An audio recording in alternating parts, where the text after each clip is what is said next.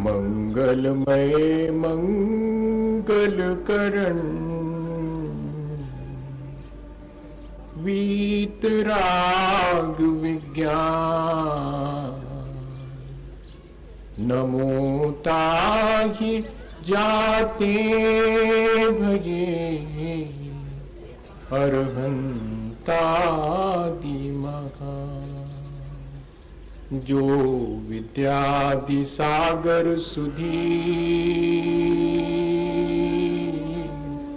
जो विद्यादि सागर सुधी गुरु हैं हितैषी शुद्धात्म में निरत नित्य हितोपदेशी वे पाप ग्रीष्म ऋतु में जल है सयानी पूजूं सतत केवल ज्ञान पाने पूजूं सतत केवल ज्ञान पाने। बोले भगवान महावीर स्वामी की, जिनबिंब वेदी प्रतिष्ठा महोत्सव की, आचार्य कुंद कुंद स्वामी की, आचार्य गुरुवर विद्यासागर मुनि महाराज की,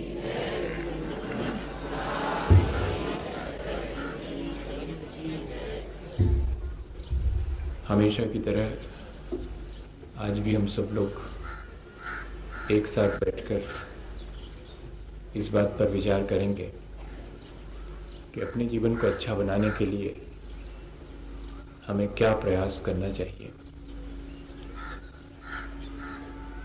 जानना और उस जाने हुए को अपने अनुभव में लाना, यही प्रक्रिया अपने जीवन को अच्छा बनाने की है। ये पिछले दिनों हम लोग अलग अलग ढंग से समझ चुके हैं।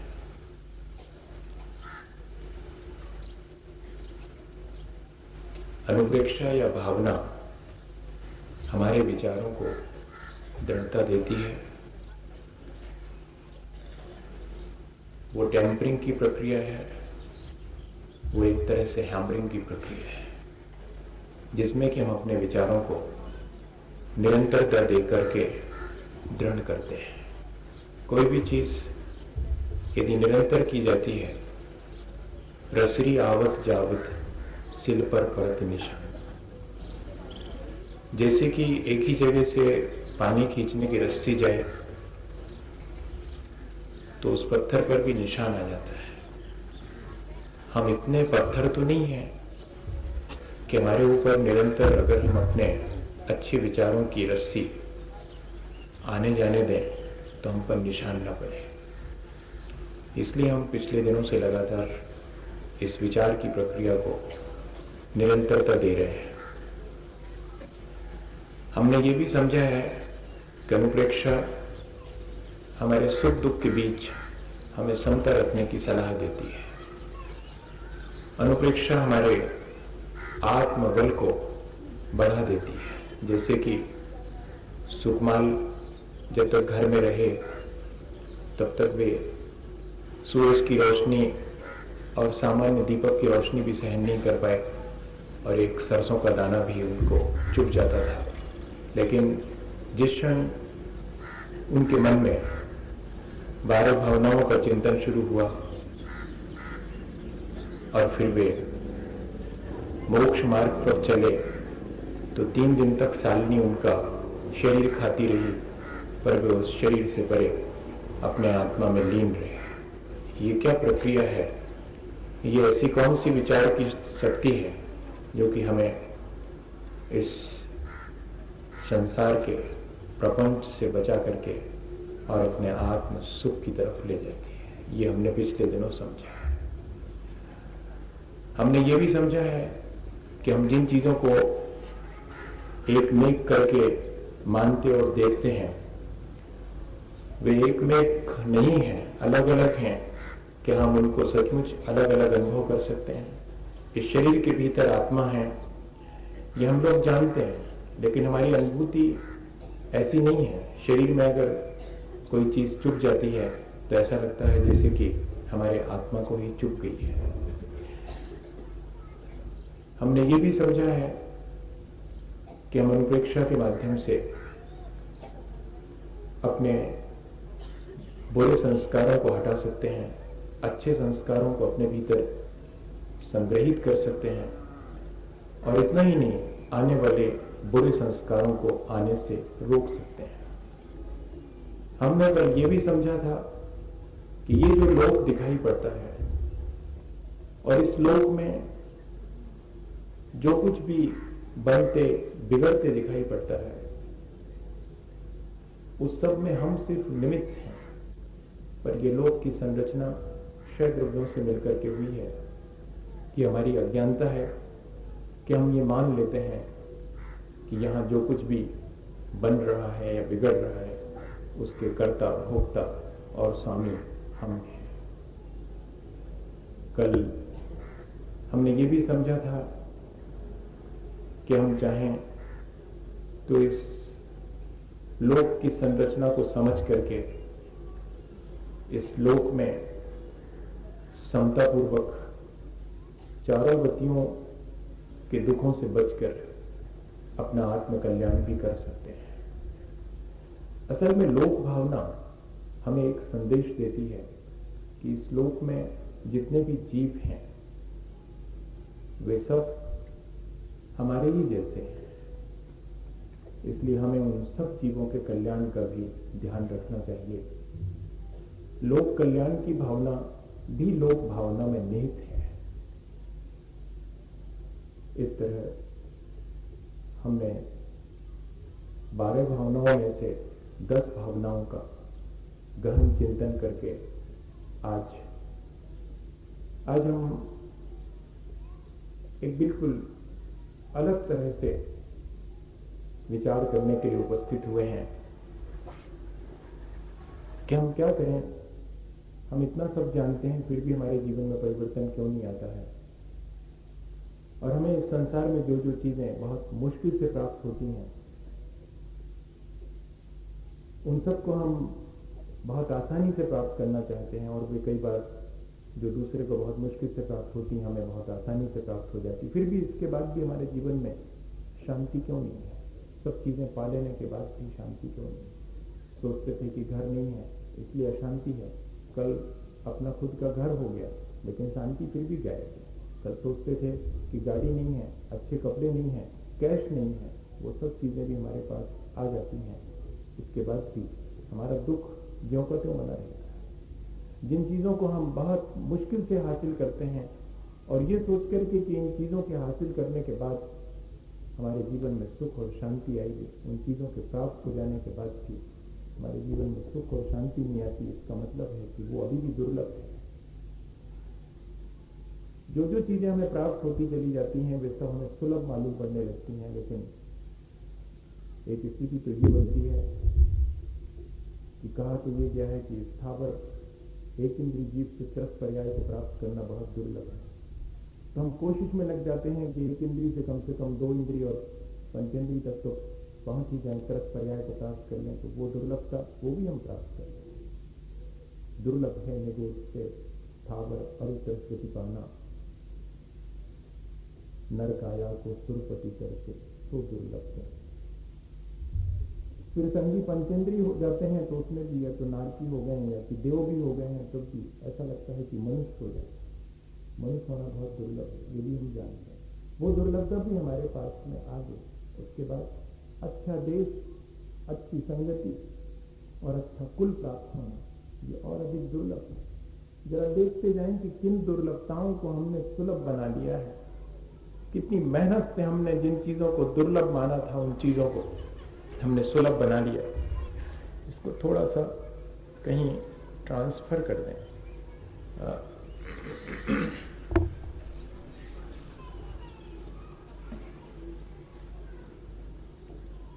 तो मैं ये कह रहा था आपसे कि हम इन क्षणों में ये विचार कर रहे हैं कि सचमुच जो जो चीजें दुर्लभ थी वो सब भी हमको कैसे हासिल हो गई हैं, इसके बाद भी हम क्या कर रहे हैं ये विचार करना है। हमको सोचते थे कि मनुष्य पर्याय मिल जाए, वो भी मिल गई। हम सोचते थे कि अच्छा देश, अच्छी संगति और अच्छा कुल मिल जाए, वो भी हमको मिल गया। जहां रत्नत्रय की परंपरा चलती हो, वो श्रेष्ठ कुल है, वो कुल भी हमें प्राप्त हो गया। उसके बाद हमारी दृष्टि निर्मल हो जाए, हमको सम्यक दर्शन की प्राप्ति हो जाए, ये और दुर्लभ था।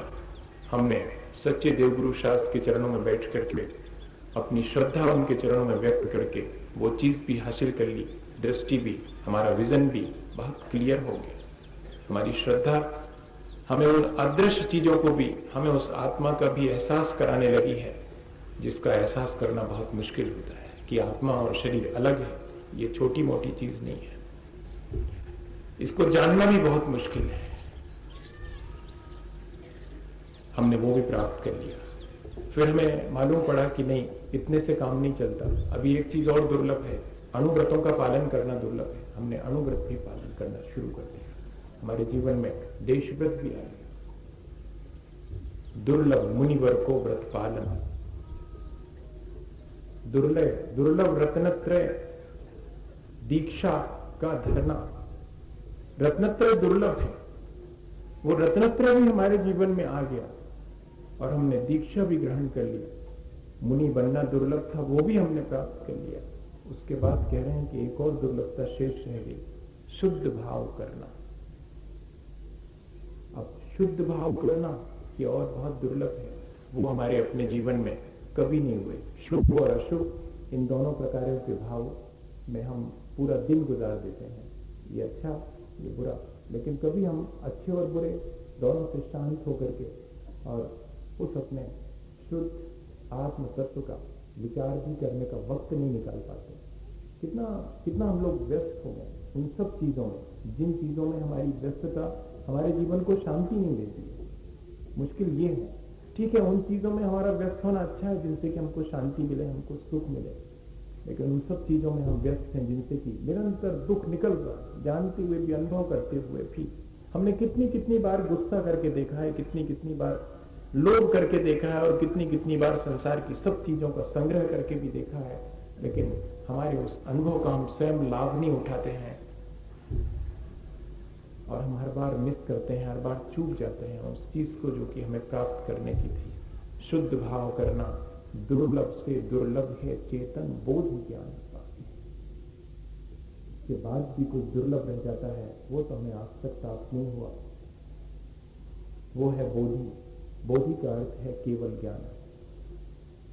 बोधि का अर्थ रत्नत्रय भी होता है। बोधि समाधि निधानम बोधति बोधा समीचीना। प्रथमानि योग पढ़ने से बोधि और समाधि की प्राप्ति होती है, रत्नत्रय और संलेखना पूर्वक मरण की प्राप्ति होती है प्रथमानि योग से, वहां बोधि का अर्थ रत्नत्रय। लेकिन यहां तो एक कदम और आगे कह रहे हैं कि बोधि दुर्लभ का अर्थ है कि रत्नत्रय हासिल करने के बाद शुद्ध भाव करना और उन शुद्ध भावों के परिणाम स्वरूप कैवल्य की प्राप्ति कर लेना, वास्तव में वो दुर्लभ है। तब जब मैं इन पंक्तियों को पढ़ रहा था या पढ़ता हूं जब भी, तो लगता है कि अरे, पहले कहते थे कि त्रसपर्याय प्राप्त कर लो, बहुत दुर्लभ है, फिर बुद्धू बना दिया। जब हमको त्रसपर्याय मिल गई तो कहने लगे इससे क्या होने वाला, इससे भी आगे बढ़ो। फिर हमने वो भी हासिल कर ली। हम एक के बाद एक दुर्लभताओं को हासिल करते चले गए, लेकिन इसके बाद भी जो अंततः दुर्लभ था उसको तो हमने आज भी प्राप्त नहीं कर पाया है। वो अंतिम दुर्लभता है वो केवल ज्ञान या कि बोधि। इस तरह हम निरंतर एक विचार की प्रक्रिया से गुजरें। जिन भी चीजों को हम यहां हासिल करते हैं और बहुत मुश्किल से हासिल करते हैं, देखें हम कि क्या उन चीजों के प्राप्त करने के बाद मुझे कोई सुख और शांति प्राप्त हुई। अगर वो हुई है तो शाश्वत है या कि क्षणिक है। हम देखेंगे कि वो सुख और शांति बहुत क्षणिक है, वो शाश्वत नहीं है। एक ऐसा ज्ञान जो कि हमें अपने आत्मा से परिचय करवा देवे, वो ज्ञान आज भी दुर्लभ है। भावनाएं, ध्यान रखिएगा, निरंतर विचार की प्रक्रिया है भावना, इसलिए यहां से उठ करके आप फिर किसी दूसरे विचार में मत लग जाइएगा। हम बार बार यही सोच रहे हैं कि क्या करें, एक इस तरह का वर्कशॉप हम लोगों के बीच डेवलप होता कि हम अतिरिक्त अपने पास इस सुनने के अलावा भी समय निकालते। होता क्या है कि यहां हम सुनते हैं और सुनने के बाद जैसे ही वहां उठ के बाहर जाते हैं फिर अपने दूसरे काम में लग जाते हैं। ये जो आधे घंटे सुना है वो हमारे भीतर से वॉश आउट हो जाता है। बहुत थोड़ा बहुत हमारे भीतर रहता है, और अगर इसके बाद आधे घंटे किसी से नहीं बोले, शांत जो सुना है उसी का विचार करें, तो संभव है कि कुछ शेष रह जाएगा। लेकिन ये प्रक्रिया हम लोगों के यहाँ है ही नहीं। हम लोग तो वेट करते हैं कि कब खत्म हो और हम जल्दी से बाहर चले जाएं, जबकि उतनी ही आकुलता से सुनने आते हैं जितनी आकुलता से बाहर जाने के लिए फिर विकल हो जाते हैं। इसका मतलब है कि हमारे अंदर अभी वो प्रक्रिया आई नहीं है। हमें कोशिश करनी पड़ेगी इस प्रक्रिया को अपने भीतर लाने की। और आज तो वेदी प्रतिष्ठा का अनुष्ठान भी पूरा होने वाला है। वो जो यथार्थ ज्ञान है वो मुझे कैसे प्राप्त हो और वास्तव में ज्ञान है क्या, इस पर हम थोड़ा सा विचार करेंगे बैठ करके, और अपने भीतर झांक करके देखेंगे कि क्या वैसा ज्ञान मुझे प्राप्त हुआ है। मैं आपसे कह रहा था कि निरंतर विचार करना पड़ेगा। जैसे कि गाय, वो मेरे सामने ही खड़ी हुई है, वो खा रही है, निरंतर खाती चली जा रही है। अभी वो कुछ नहीं करेगी, फिर खा लेने के बाद चुपचाप देख नहीं पाएंगे आप कहाँ किस कोने में छाया में बैठ जाएगी, और फिर उस सबको बाहर ला करके रोमंथन करेगी, उसको चबाएगी। तब जो है उसमें रस आएगा, फिर बाद में भीतर पेट में भेजेगी। वो अभी नहीं भेजेगी, अभी तो उसके पास एक थैली है, उसमें रख लेगी वो यहाँ पर। और फिर उस गाय के रौंथने को रोमंथन कहते हैं। अनुप्रेक्षा एक तरह से रोमंथन की प्रक्रिया है। विचारों को जो बाहर हमारे दिखाई पड़ता है, जो हम ऑब्जर्व करते हैं, उस सब से जो ज्ञान प्राप्त करते हैं उसका फिर निरंतर विचार करते हैं, रोमंथन करते हैं कि यहाँ इस समय ऐसा करने से मुझे ऐसा हुआ था, यहाँ इस समय ऐसा नहीं करने से उसका परिणाम मुझे ऐसा मिला था, अब मुझे क्या करना चाहिए। जॉर्ज बर्नार्ड शॉ से जब पूछा गया कि जीवन में आपकी कोई कमजोरी रही, उन्होंने कहा there are 2 weaknesses in my life. यहां पर 2 ही मेरी कमजोरियां रही, एक वो जहां मुझे कुछ कहना था और मैं कुछ कह नहीं सका, और जहां मुझे कुछ नहीं कहना था वहां मैंने बहुत कुछ कहा। मेरी 2 ही कमजोरियां रही। हम लोगों के साथ भी इस तरह की बहुत सारी कमजोरियां हैं। हमें जब इस प्रक्रिया को कर लेना चाहिए हम उस समय चूक जाते हैं। और वैसे हम बढ़िया से पंखा चला के उसके नीचे बैठ करके राजा राणा छत्रपति पढ़ सकते हैं, सुबह पढ़ सकते हैं, शाम को पढ़ सकते हैं। लेकिन जब राजा राणा छत्रपति की जरूरत है उस समय वो विचार की प्रक्रिया हमारी जारी हो जाए। जब कोई हमारा, जिसको हमने अपना बहुत निकट का साथी माना था, वो भी हमें छोड़ करके चला जाए, तब उस समय लगे कि हाँ, यहां पर अगर साथ है तो इतना ही है। 2 दिन रहे, फिर उसके बाद जाने का समय आ गया। इससे ज्यादा और क्या है। कोई किसी के साथ जीवन भर भी रह ले, पर एक यात्रा ऐसी है जो एकाकी है। उस यात्रा में कोई किसी के साथ जा ही नहीं सकता, कंडीशन है, जा ही नहीं सकता। क्यों नहीं जाता, इसके लिए दुखी होने की आवश्यकता नहीं है। जा ही नहीं सकता तो फिर मैं ऐसा भ्रम क्यों बना के रखता हूं कि कोई मेरा यहां तक साथ देगा। मां अपने बेटे से कितनी अपेक्षा रखे, इतनी कि आखिरी समय पानी पिला देगा, ज्यादा होगा तो मेडिसिन दे देगा, इससे ज्यादा वो अपनी सांसें दे देगा, ये तो संभव नहीं है। वो कितना ही मेरा अपना क्यों ना हो। ऐसा क्या हमको विचार आता है? नहीं आ पाता है। ये अवसर आने पर जब भी मैं किसी से बुरा व्यवहार करूं, मैं फौरन सचेत हो जाऊं कि मेरे भीतर एक बुरा संस्कार मैं डेवलप कर रहा हूं। उसके साथ तो बुरा होगा, बाद में होगा, मेरे भीतर एक बुरा संस्कार, मेरे भीतर तो आश्रय हो ही गए। ऐसा क्यों नहीं विचार करते हैं? जब हम धर्म की क्रियाएं करते हैं उस समय क्यों नहीं ऐसा विचार आता है कि मेरा मन और ज्यादा लग जाए ताकि मेरे बुरे संस्कार जल्दी से यहीं पर खत्म हो जाएं, और जो नए बुरे संस्कार आने वाले थे वो भी रुक जाएं। मैं इस तरह की प्रक्रिया में शामिल हुआ हूं, मैं कर्मों की निर्जरा कर सकूं, इसलिए मैं भगवान के सामने आकर के खड़ा हूं। इस तरह जहां हमें आवश्यक है ये विचार की प्रक्रिया, हमें वहां सलाह दे और हमें एक अच्छी समझ दे। वास्तव में ज्ञान तो वही है। इस देश में जितना लोग सच के बारे में जानते हैं शायद किसी भी और देश में नहीं जानते हैं, लेकिन यहाँ के लोग जितने ज्यादा झूठ में जीते हैं और कहीं के लोग उतने ज्यादा झूठ में नहीं जीते। ये किसी ने लिखा था, मैंने आपको ज्यों का त्यों बता दिया। क्या ऐसा नहीं है? है ऐसा। जितना सच के बारे में जानते हैं उतना ही अधिक झूठ में जीते हैं। एक अज्ञानी जब ज्ञान की 4 बातें सीख लेता है तो बड़ा कंसोलिडेशन होता है, बड़ी सांत्वना मिलती कि जानता तो हूं सब, लेकिन जीता उसी अज्ञानता में। मैं जानता हूं कि आत्मा शुद्ध बुद्ध एक निरंजन है, लेकिन इसके बाद भी मैं निरंतर सुबह से शाम तक चोरी, झूठ, फरेब और इन सब चीजों में लिप्त रहता हूं, ये जानते हुए भी कि आत्मा परम विशुद्ध है और मुझे उसकी परम विशुद्धता का एहसास करना चाहिए, उसकी मलिनताओं से मुझे उसे बचाना चाहिए। मैं ये जानता हूं कि आत्मा शाश्वत है, वो मर नहीं सकती है, तो मैं उसका अर्थ ये ले लेता हूं कि ठीक है, जब शाश्वत है तो इतनी जल्दी क्या है आत्मकल्याण की, फिर कभी कर लेंगे।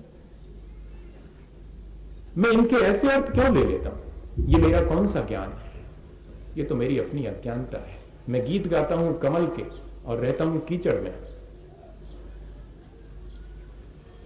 तब फिर मुझे सोचना पड़ेगा कि मेरा अपना ये ज्ञान मुझे कहां ले जा रहा है। वो सिर्फ एक सांत्वना तो नहीं दे रहा है। और सचमुच जब अज्ञानी के हाथ में ज्ञान की दो बातें आ जाती हैं तो उसका जीवन तो नष्ट हो ही जाता है, आसपास का जीवन भी नष्ट हो जाता है। ज्ञानी अगर अज्ञान की बात भी कर दे तब भी ध्यान रखना उसका हित नहीं होगा, लेकिन अज्ञानी अगर ज्ञान की बातें करने लगे तो उसका तो होगा ही और सबका भी होगा। ये बहुत मुश्किल है, इसलिए बहुत सावधानी की आवश्यकता है। चारित्रहीन का ज्ञान अंधे के हाथ में लालटेन के समान है, वो उसको कोई सुख नहीं देती है। इसलिए एक दुर्लभ है संसार में एक यथार्थ ज्ञान। ज्ञान ज्यादा दुर्लभ नहीं है। ज्ञान तो एक इंद्रिय जीव को भी, अक्षर का अनंतमा भाग उसे भी है। और टोडरमल जी साहब से पूछे मोक्ष मार्ग प्रकाशक में, तो वो कहते हैं कि हर जीव को यहां पर एता शोभसम तो है ही कि जेता 7 तत्वों को जान सके। जितने में 7 तत्वों का ज्ञान हो सके उतना शोभसम तो सबका है, लेकिन 7 तत्वों को जानने की फुर्सत नहीं है, पुरुषार्थ नहीं है। दुनिया भर की चीजें जानने की तो बहुत अधिक इच्छा है, और ये कहते हुए पाए जाते हैं कि मेरे पास तो 7 तत्वों का ज्ञान प्राप्त करने के लायक ज्ञान ही नहीं है, मैं तो अज्ञानी जीव हूं। कितना अच्छा लगता है ये कहकर के बच जाना कि मैं अज्ञानी हूं, लेकिन ये महसूस करना कि हाँ सचमुच मैं अज्ञानी हूं। दुनिया भर की सब चीजें तो जान ली, लेकिन मैंने अपने को ही नहीं जान पाया। मैंने जो प्रयोजनभूत तत्व हैं यहां पर उनको ही नहीं जान पाया। तो फिर मुझे इस जानने पर प्रश्न चिन्ह लगा ही लेना चाहिए। मुझे अपनी सारी डिग्रियां उतार करके एक तरफ धर देनी चाहिए। Master of science, master of technology, master of art, बहुत सारी डिग्रियां हैं लोगों के पास। मास्टर ऑफ मैनेजिंग साइंस, इस तरह की कितनी सारी डिग्रियां हैं, मास्टरी है, लेकिन इसके बाद भी कितने अंधेरे में है, ये जरा सा विचार करना पड़ेगा। हम कितना जानते हैं अपने बारे में, वास्तविक ज्ञान है, इसलिए उसको यथार्थ ज्ञान लिखो। धन कन कंचन राज सुख सबई सुलभ कर जान। लगता तो यही दुर्लभ है। जिसके पास नहीं है उससे पूछो जरा, जिसके पास है उसको और अधिक चाहिए है, अभी भी दुर्लभ है उसके लिए। क्यों लिख रहे हैं ऐसा कि धन कन कंचन राज सुख सबई सुलभ कर जान? ये सब सचमुच सुलभ है, क्योंकि मिल जाने के बाद जो है मालूम पड़ता है कि शांति तो फिर भी गायब है। इसलिए ये सुलभ भी है, इनके मिल जाने से कोई ज्यादा लाभ नहीं होता है। ये मिलते भले ही मुश्किल से हैं, लेकिन इनके मिल जाने के बाद कोई लाभ नहीं होता। दुर्लभ वो है जिसके मिल जाने के बाद फिर कुछ और पाना शेष नहीं रह जाता। वास्तव में दुर्लभ वो है जिसे जानने के बाद कुछ और जानना शेष न रहे, जिसे पाने के बाद कुछ और पाना शेष न रहे। ऐसा हमारे पास है कुछ? ये वास्तविक ज्ञान है। मैंने जो आपसे कहा कि अंधे के हाथ में लालटेन, ऐसे ही नहीं, हमारा तो नहीं हो गया है। हम लोगों के पास आचरण तो है नहीं, हमारे पास ज्ञान है। अनुभूति तो है नहीं, हमारे पास जानकारी बहुत है। हमें करना क्या है? हमें करना यह है कि उस जानकारी का लाभ ले लें, वो हमारी अनुभूति बन जाए। मैं ये नहीं कह रहा हूं कि है तो क्यों है, फेंक दें क्या उसको? नहीं, जानकारी अच्छी चीज, लेकिन वो जानकारी मेरा अनुभव क्यों नहीं बनती? उसमें बाधक कौन है? मेरा अपना मोह, मेरी अपनी अज्ञानता उसमें बाधक है। आचरण में तो आओ चाहिए। दूसरे के लिए कसौटी नहीं दे रहा हूं, अपने स्वयं के लिए कसौटी है कि मैं इतना ज्ञानी हूं, मैं इतनी बातें जानता हूं। अभी माइक किसी को दे दिया जाए यहीं पर तो अच्छी खासी आधे घंटे वो ज्ञान की बातें सुना देगा, लेकिन जी कहां रहा है? वो स्वयं उसी में जी रहा है, उसी राग द्वेष में। कबीर ने लिखा है कि काम क्रोध मद लोभ की जब लग घट में खान, कबीर मूर्ख पंडिता दोनों एक समान। जब तक काम क्रोध मोह और वासनाओं की लगार भी हमारे घट में है, तब तक मूर्ख और पंडित दोनों समान हैं। क्या दोनों में अंतर है? मैं तो हमेशा देखता हूं कि मंदिर जाने वाला भी अगर उतना ही क्रोध करता है जितना नहीं जाने वाला है, तो जाने और नहीं जाने वाले में अंतर क्या रह गया? शास्त्र का स्वाध्याय करके ज्ञान की हजारों बातें सीख लेने वाला और अंगूठा लगा करके अपना काम निकालने वाला, दोनों के भीतर अगर उतनी ही कषाएं हैं, उतना ही काम क्रोध और आकांक्षाएं हैं, तो दोनों में अंतर क्या है? जेन, क्या लिखा हुआ है उसमें, मुझे वो पंक्तियां एकदम याद नहीं आ रही हैं। नानम भणिनम केरिशम जेन रागा विरज्य जेन मित्ति पभास से जेन तत्व विभुज्य तन नानम जिन सासने, ये तो ठीक है। एक और है ना, जिन वयन मो सह मिणम विसह सुभ विरेयनम अमीय भूयम। ज्ञान वो है जिसके द्वारा विषय सुख मुझे हे मालूम पड़ने लगे, जिससे कि मुझे विषय कषाय से विरक्ति हो जाए। वास्तविक ज्ञान तो वो ज्ञान है। अब देखिएगा कि हम अपने विषय कषाय से कितने उपरत हो पाए हैं और हमें सच्चा ज्ञान प्राप्त हुआ है कि नहीं हुआ, ये हमें खुद देखना पड़ेगा। एक बहुत छोटी सी घटना आपसे कहूं कि कैसे हमारे हाथ में अगर अंधे हैं और लालटेन आ गई है तो कैसे हमें लाभ नहीं दे पाती है।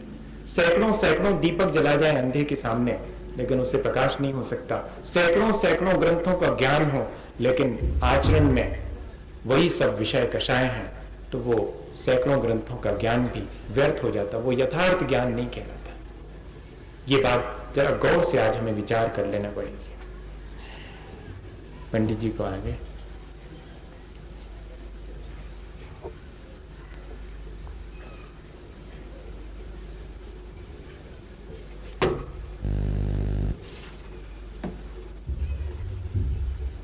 तो अपन उस बात को थोड़ा सा आगे बढ़ाएं, वो जो उदाहरण मैं आपसे कह रहा था। इसलिए मैं रुका इतनी देर। मैंने सिर्फ ज्ञान का आदर नहीं किया, 7 प्रतिमाधारी व्रती व्यक्ति हैं, उनके साथ चारित्र भी जुड़ा हुआ है। ज्ञान की साधना तो वो करते ही हैं।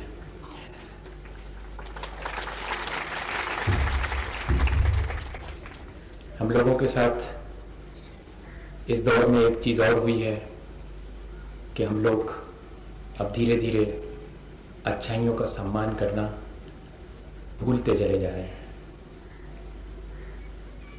हमें अपने निजी स्वार्थ दिखाई पड़ते हैं, उन स्वार्थों के चलते ये बहुत मुश्किल हो गया है। ना हम बुराई की खुल करके निंदा कर पा रहे हैं, ना हम अच्छाई की खुल करके प्रशंसा कर पा रहे हैं। खैर, मैं आपसे कह रहा था कि वो जो ज्ञान जिसके साथ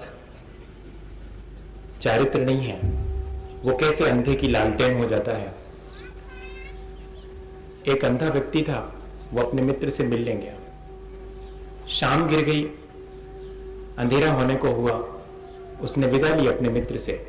तो मित्र ने कहा कि सुनो, ये लालटेन साथ लेते जाओ। तो उसने अपने मित्र से कहा कि और दुनिया के लोग तो मेरे अंधे होने का मजाक करते हैं, लेकिन तुम भी ऐसा मजाक कर रहे हो, मुझे बहुत दुख है। मुझे लालटेन की क्या जरूरत, मुझे दिखता ही नहीं है, मैं लालटेन ले जाके क्या करूंगा। तो उस मित्र ने मालूम क्या कहा कि मैं न तुम्हारे साथ मजाक कर रहा हूं, न तुम्हें परेशान कर रहा हूं, मैं इसलिए लालटेन दे रहा हूं कि भले तुम्हारी आंख नहीं है, लेकिन तुम्हारे हाथ में लालटेन रहेगी तो दूसरे लोग तुम्हें देख सकेंगे और तुमसे नहीं टकराएंगे। है ना कितनी लॉजिक की बात। उसने कहा ये तो मेरे से ध्यान में नहीं आया, अब तो मुझे लाठी की जरूरत भी नहीं। तो लाठी वही मित्र के यहां छोड़ दी।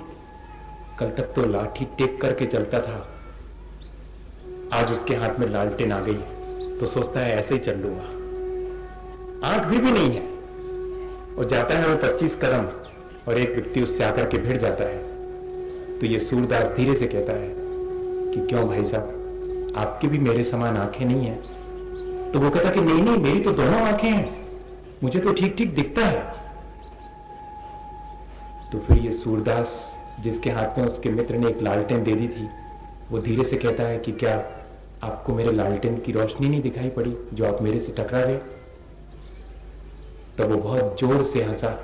उसने कहा सूरदास जी, आपकी लालटेन बुझ गई है, आपको पता ही नहीं है। बुझी लालटेन हाथ में है, कैसे मालूम पड़ेगा कि बुझी है कि जली हुई है। वो फौरन वापस लौटा और उसने अपने मित्र से कहा कि रख लो अपनी लालटेन, लाओ मेरी लाठी। कल तक कम से कम ये तो था कि मैं लाठी टेक करके चलता था और बजा बजा के कहता था कि जरा मेरे से बच के चलना, मैं अंधा आदमी हूं। आज तो मुझे अंधा होने के बाद भी ये एहसास हो गया कि मेरे हाथ में लालटेन है, इसलिए मैं सब देख रहा हूं। कल तक मैं अज्ञानी था, इसलिए मैं लोगों से हाथ जोड़ जोड़ के कहता था कि मुझे कुछ आता नहीं, मुझे कुछ आता नहीं, आप कुछ बातें बता दो। आज तो मैंने 2-4 बातें धर्म की सीख करके अपने को बहुत बड़ा ज्ञानी मान लिया, और मैं बड़े अहंकार के साथ लोगों को बताने चला जाता हूं कि मैं ये सब जानता हूं, जबकि मैं अपने बारे में कुछ भी नहीं जानता। कहीं ऐसा तो नहीं हुआ हमारे साथ में? अगर ऐसा हो रहा है तो हमें विचार करना पड़ेगा। हमें अपने जीवन के बारे में एक बार फिर से रिवाइज करना पड़ेगा उस सब विचार को, कि कहीं ऐसा ही तो नहीं हुआ कि मेरा ज्ञान मेरी अनुभूति बना है या नहीं बना। वो ज्ञान यथार्थ है जो जितना अनुभूति में बदलता चला जाता है, जितना जितना हमारे लिए आत्म संतोष मिलता चला जाता है, जितनी हमारी आत्मा की विशुद्धि बढ़ती जाती है, उतना ही ज्ञान श्रेष्ठ है। जेन रागा विरज्येत, जिसके द्वारा राग द्वेष की प्रक्रिया समाप्त हो जाए, राग द्वेष की हानि जितनी हो वही ज्ञान श्रेष्ठ है। जेन मित्ति प्रभास्य, जिसके द्वारा मुझे प्राणी मात्र के प्रति मैत्री का भाव उभरने लगे। मैं अपने स्वार्थ से किसी को शत्रु और मित्र तो बना लेता हूं, उसकी बात नहीं कर रहा हूं। मेरे भीतर सहज मेरी स्वाभाविक प्राणी मात्र से मैत्री का भाव आने लगे, वो सच्चा ज्ञान है। और जेन तत्वम विबुध्येत, जिसके द्वारा मुझे आत्म तत्व का बोध हो जाए, वो ज्ञान जिन शासन में श्रेष्ठ मानेंगे, वही यथार्थ ज्ञान है। इस यथार्थ ज्ञान की हम भावना तो भा ही सकते हैं। जब हम बोधि दुर्लभ भावना भा रहे हैं तो हमें यही विचार करना है कि सचमुच मैंने सब कुछ हासिल किया, मेरे पास ज्ञान बहुत है, मैं 7 तत्वों का जैसा भगवान ने वर्णन किया है ठीक वैसा ही दूसरे को सुना सकता हूं। ये बहुत ठीक है, कोई बहुत बड़ी चीज नहीं है, क्षोभसम का काम है, बुद्धि का काम है। लेकिन उसमें से आत्म तत्व मेरा है, और मुझे उस आत्म तत्व की अनुभूति पर समस्त पर द्रव्यनते भिन्न, उन सब से पृथक मुझे उसकी अनुभूति कभी हुई है किसी क्षण? वो क्षण मेरे जीवन में जितने हैं वो क्षण ही मेरे श्रेष्ठ हैं, बाकी सब क्षण। इस तरह हमें विचार करना पड़ेगा बोधि दुर्लभ भावना का, तब जाकर के हमारे अंदर वो विचार बहुत समृद्ध होंगे, वो विचार बहुत दृढ़ होंगे, तब थोड़ा बहुत भीतर परिवर्तन होगा। वरना तो बहुत शतही परिवर्तन तो आज देखने में आता है ऊपर ऊपर, लेकिन डेप्थ में तो हमारे अभी भी काम क्रोध और वो सब इच्छाएं वासनाएं। मैं तो कई बार सोचता हूं कि पहले कुछ दिन गाड़ियों पर लोग चलते थे, आज जेट में चलते हैं, लेकिन हैं तो वही विजयों के तरह। पहले छोटी सी झोपड़ी में रहा करते थे, आज महल में रहते हैं, लेकिन कोई चेंजेस नहीं है। मेरे ख्याल से तो कहीं कोई किसी के कषाय में कमी आई हो, किसी के राग द्वेष में कमी आई हो, ऐसा तो वही नहीं है, बल्कि और ज्यादा राग द्वेष बढ़ गए हैं। हमने जितना भौतिक ज्ञान प्राप्त किया है उससे हमारा जरा भी राग द्वेष कम नहीं हुआ है, बल्कि हमारा राग द्वेष बढ़ा है। हमें एक बार गौर से सोचना पड़ेगा, बस इतना ही सोचना पड़ेगा। हम कैसे जो है कम पढ़े लिखे को हिराकत की नजर से देखने लगे हैं, कैसे हमारे अपने माता पिता के साथ संबंध, कौन सा ज्ञान जो कि हमें मैत्री भी न दे सके प्राणी मात्र के प्रति। ये सब चीजें बहुत विचार करने की हैं। एक और बहुत छोटी सी घटना आपसे कहूं और बात अपनी पूरी, क्योंकि फिर हमें उन भगवान को वेदी पर विराजमान करना है जिनके रोज रोज दर्शन करके हम अपने आप को देखेंगे और उनसे टैली करेंगे कि इनके भीतर से राग द्वेष पूरी तरह हट गए हैं। मेरे भीतर से, मैं इनके पास रोज आता हूं, इनके चरणों में बैठता हूं, कितने कम हुए हैं, जितनी देर बैठा हूं उतनी देर कम हुए हैं, तो भी सौभाग्य है, नहीं तो हो नहीं पाते, बहुत मुश्किल है। यहाँ वहां ज्यादा दिखता है, उनने कैसी पूजा करी और इनने जाद्रव्य समय चढ़ाई थी क्या चढ़ाई थी, बिकौन लाइनें पड़ रहे, ये सब तो ध्यान चला जाता है। और यहाँ की वेदी में ये कमी रह गई है, या भगवान के नीचे ये क्या कर दिया इनने, ये नहीं करना था, ये सब तो दिखाई पड़ता है। लेकिन उस समय ये मालूम पड़े कि मेरे भीतर कितनी वितरागता आई है इन चरणों में बैठने पर, तो वो मेरा ज्ञान वास्तविक क्या। एक निमाई पंडित थे और एक रघुनाथ पंडित थे। निमाई पंडित थोड़े समृद्ध थे, उन्होंने एक ग्रंथ लिखा और वो ग्रंथ राजा को भेंट करने जा रहे थे। बचपन से ही रघुनाथ पंडित अभाव में जिए, पर फिर भी योग्यता उनके पास भी थी, उन्होंने भी एक ग्रंथ लिखा, न्याय का ग्रंथ लिखा।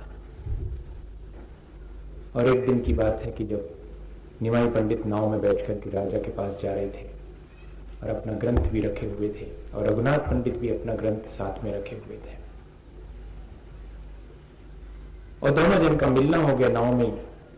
तो निमाई पंडित से पूछा रघुनाथ ने कि क्यों मित्र, पुराने मित्र भी थे, क्यों मित्र, कहां जा रहे हो? बोले रघुनाथ, तुम्हें तो मालूम है मैं न्याय का विद्यार्थी रहा, मैंने एक ग्रंथ लिखा है, राजा को भेंट करने जा रहा हूं, तुम सुनोगे?